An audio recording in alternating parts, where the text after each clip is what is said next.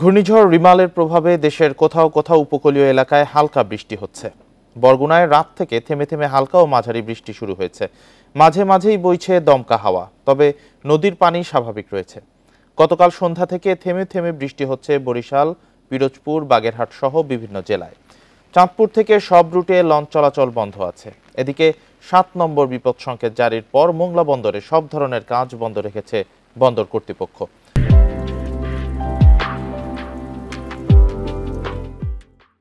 উপকূলবাসীকে সতর্ক করতে বিভিন্ন জেলায় রাত থেকে মাইকিং করা হচ্ছে। চট্টগ্রাম বন্দরে জেটি ও বহির্নোঙরে থাকা জাহাজের পণ্য উঠানামা, খালাস বন্ধ করা হয়েছে। এছাড়া চট্টগ্রামের সন্ধ্যা থেকে পাহাড়ি এলাকা ও উপকূলে মাইকিং করে মানুষকে নিরাপদ আশ্রয়ে থাকতে বলা হয়েছে।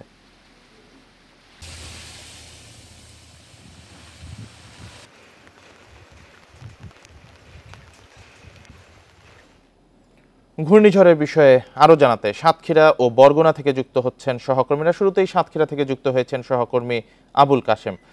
কাশেম, ঘূর্ণিঝড়ের কি প্রভাব দেখছেন সাতক্ষীরায়? ব্যাপক প্রস্তুতির কথা আমরা শুনেছি, কি ধরনের প্রস্তুতি দেখছেন জানাবেন বিস্তারিত।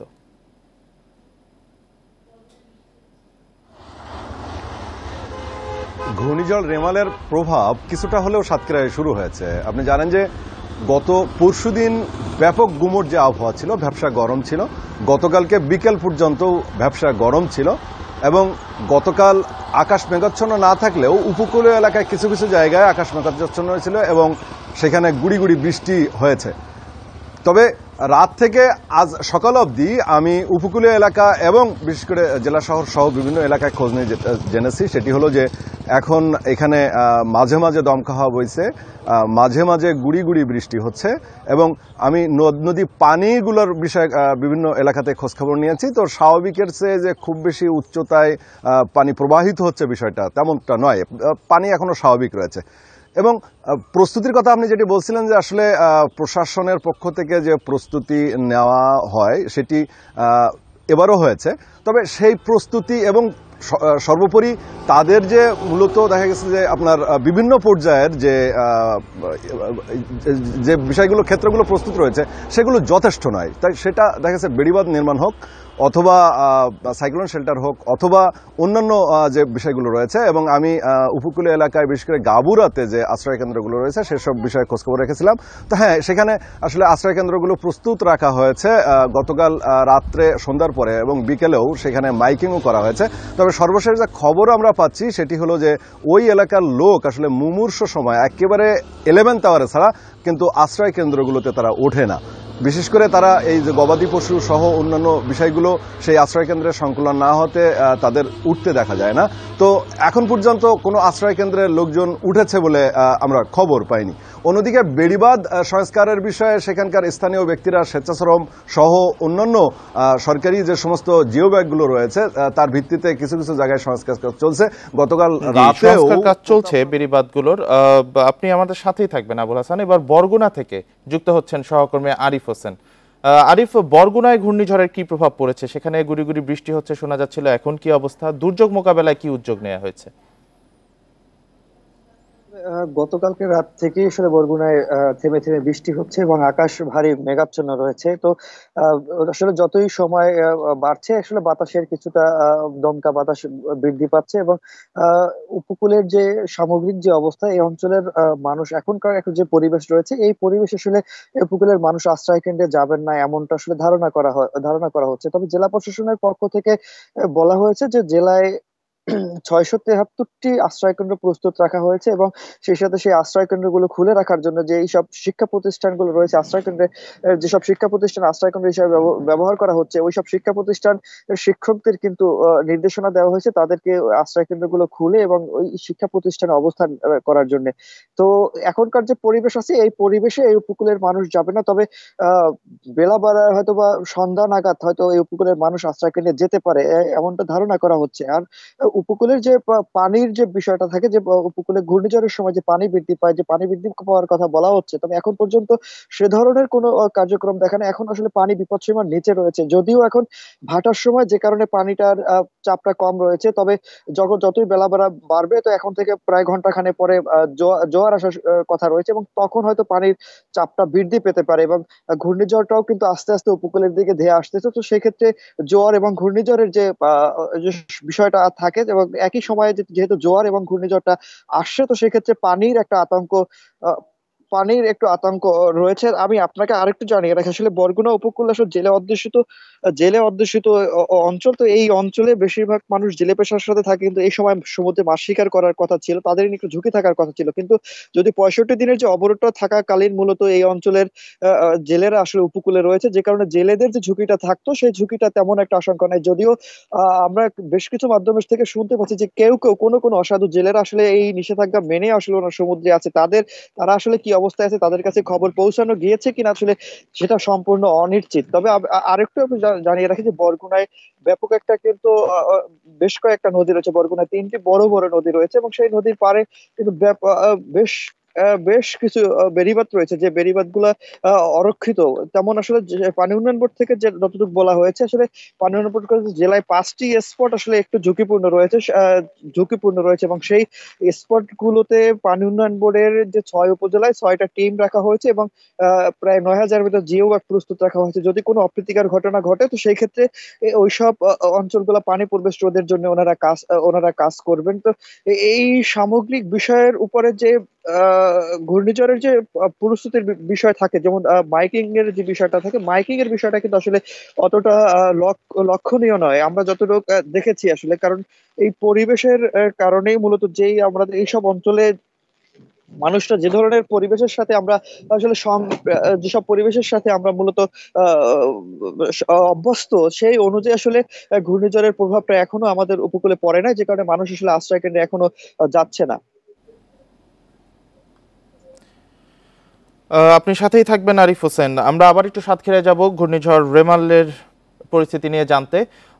আবুল কাশেম, আপনি বলছিলেন যে আশ্রয় কেন্দ্রে যাওয়ার ব্যাপারে একটু অনীহা দেখা যাচ্ছে মানুষের, সেক্ষেত্রে আসলে এটি কেন হচ্ছে? আশ্রয় কেন্দ্র কি পুরোপুরি প্রস্তুত নয়, বা কি কারণ আছে? আর আপনি জিও ব্যাগ নিয়েও বলছিলেন, আসলে এই বিষয়টি নিয়ে আবার বলবেন। জি, প্রথমত বিষয় হচ্ছে যে আশ্রয় কেন্দ্রগুলোতে মানুষ যেতে চায় না, তার বহুবিধ কারণ রয়েছে। প্রথমত হচ্ছে যে আশ্রয় কেন্দ্রগুলো মূলত মানুষের জন্যই সেটি ব্যবস্থাপনা করা, সেখানে গবাদি পশু রাখার আসলে স্থান সংকুলন হয় না। আমি যদি আপনাকে বলি যে গাবুরার 7 নম্বর ওয়ার্ডে সেখানকার লোক হচ্ছে 8,000, সেই 8,000 লোকের জন্য সেখানে আশ্রয় কেন্দ্র রয়েছে মাত্র একটি। সুতরাং সেই আশ্রয় কেন্দ্রে সর্বোচ্চ 500 থেকে 600 লোকজন সংকুলান হয়, সেখানে 7 থেকে 8,000 লোক তারা যাবে কোথায়? পাশাপাশি দেখা গেছে যে এই গবাদি পশুগুলো যে বিষয়টা যেমনটা হয়, যে এই স্থান সংকুলন না হওয়াতে আগে মানুষকে আশ্রয় দিতে হবে, তারপরে গবাদি পশুকে আশ্রয় দিতে হবে। এরকম একটা সিচুয়েশনে এই সমস্ত লোকজন তারা মনে করে যে আসলে বাড়িতে থেকেই যা হয় হবে, আমাদের গবাদি পশুগুলো অন্তত আমাদের নজরদারিতে থাকলো। আপনি জানেন যে ওই এলাকা যেহেতু অবগ্রস্ত এলাকা, গবাদি পশুগুলো তাদের অত্যন্ত প্রিয়, এবং সেই প্রিয় গবাদি পশুগুলোকে রেখে তারা আশ্রয় কেন্দ্রগুলোতে আসতে চায় না। দ্বিতীয়ত হচ্ছে, অনেক সময় আমরা দেখেছি যে মহাসেন সহ বিভিন্ন ঘূর্ণিঝড় ব্যাপক প্রচার প্রচারণা চালানো সত্ত্বেও সাতক্ষীরাতে আঘাত হানে নাই। তো তাদের ধারণাটা হচ্ছে এরকম যে যদি আশ্রয় কেন্দ্রগুলোতে যেতে হয়, তাহলে একেবারে মুহূর্তের মধ্যে, মানে অর্থাৎ ঝড় শুরু হয়ে গেছে আর উপায় নাই, এরকম একটা পরিস্থিতিতে সেখানে যায়। তবে আমরা অতীতে দেখেছি যে ঘূর্ণিঝড় হইলেও কিন্তু সমস্ত লোকজন, ভালনারেবল এলাকা মানে ঝুঁকিপূর্ণ এলাকার সমস্ত লোকজন যে আশ্রয় কেন্দ্রগুলোতে আনা সম্ভব হয়েছে, বিষয়টা কিন্তু এমন নয়। তো আর একটি জিনিস আপনি বলছিলেন বেড়িবাঁধের বিষয়টা হলো যে বেড়িবাঁধের যে সংস্কার কাজ সারা বছরই চলমান থাকে, এবং আরো দুর্ভাগ্যজনক বিষয় হলো যে সারা বছর চলমান থাকলেও সারা বছরই কিন্তু ঝুঁকির মধ্যে থাকে। অর্থাৎ পরিকল্পিতভাবে যে টেকসই বেড়িবাঁধ নির্মাণ করার কথা, সাতক্ষীরাতে মাত্র একটি টেকসই বেড়িবাঁধ নির্মাণ, সেটি যদিও এখনো সম্পন্ন হয়নি। মেগা প্রকল্পের কাজ 124 কোটি টাকার কাজ, সেটি হচ্ছে গাবুরার জেলেখালি এলাকায় 30 কিলোমিটার। এই ছাড়া সাতক্ষীরার আর কোথাও নতুন করে দেখা গেছে টেকসই বেড়িবাঁধ নির্মাণ না করার ফলে কিন্তু লোকজনের যে সমস্যাটা হয় এলাকার, এবং আপনি জানেন যে এই জরাজীর্ণ বাঁধ আসলে পানি যে উচ্চতা রয়েছে তার থেকে খুব বেশি দূরে অবস্থান করে না, অর্থাৎ বেশি উঁচু না। সুতরাং যখনই জলোচ্ছ্বাস হয় তখন দেখা গেছে যে যদি বেড়িবাঁধ সংস্কার করা থাকেও তাহলেও কিন্তু পানি আটকাতে পারে না, পানি ঠিকই লোকালয়ে প্রবেশ করে এবং বিস্তীর্ণ এলাকা কিন্তু প্লাবিত হয়। আমরা অতীতে লক্ষ্য করেছি, ইয়াসে লক্ষ্য করেছি, ফণীতে লক্ষ্য করেছি 1.5 থেকে 2 শতাধিক কোটি টাকা ক্ষতিগ্রস্ত হয়েছে উপকূলীয় এলাকার লোকজন।